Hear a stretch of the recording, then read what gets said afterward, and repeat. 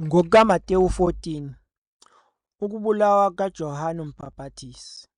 Ngaleso sikhathi uHerodi umTetrarki waluzwa udaba lukaJesu, waze wathi ezincekwini zakhe, "Lo nguJohane uMbhapatisi, yena uvukile kwabafileyo, kungalokho lawa amandla esebenza kuye."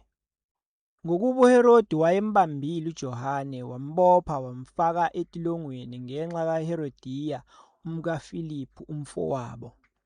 Lokhu uJohane wayethe kuye, "Awuvunyelwe ube naye."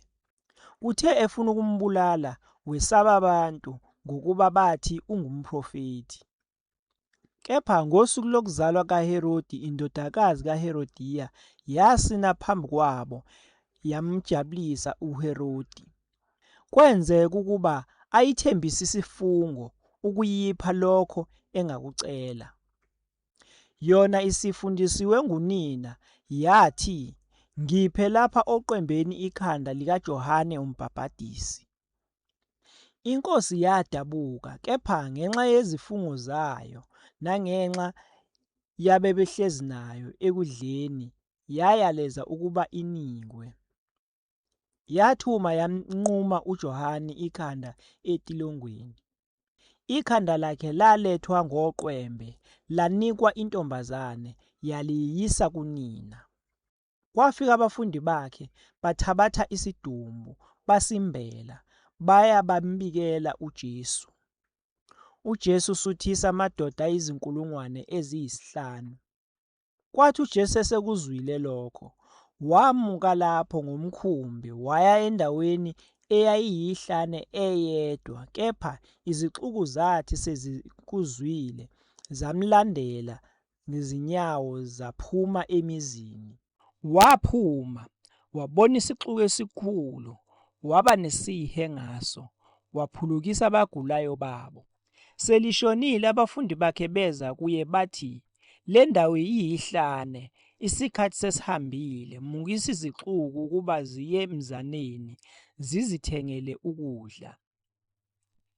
Kepha uJesu wathi kubo, "Akuswelekile ukuba bamuke, bapheni nina ukudla." Bathi kuye, "Asinalutho lapha, kuphela izinkwa ezinhlanu nezinhlanzi ezimbili." Wayesethi, "Ziletheni lapha kimi."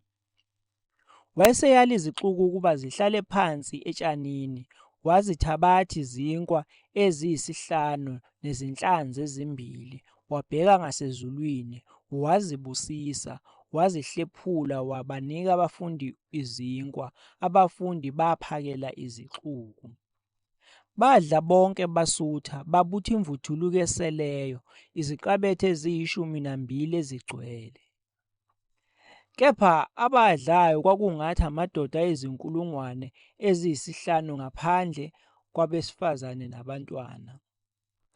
UJesu uhamba phezu kolwandle.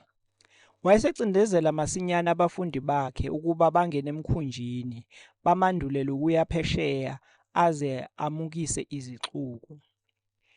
Esemukisile izixuku, wenyukela entabeni eyedwa ukuyokhuleka, sekuhlwile, wayeyedwa lapho.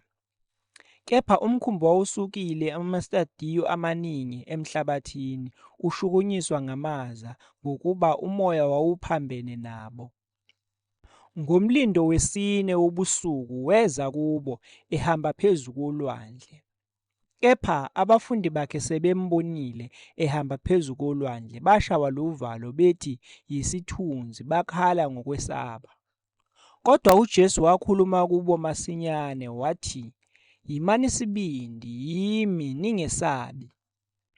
UPetro wayesephendula wathi kuye, "Nkosi, uma kunguwe, yisho ukuba ngize kuwe phezu kwamanzi."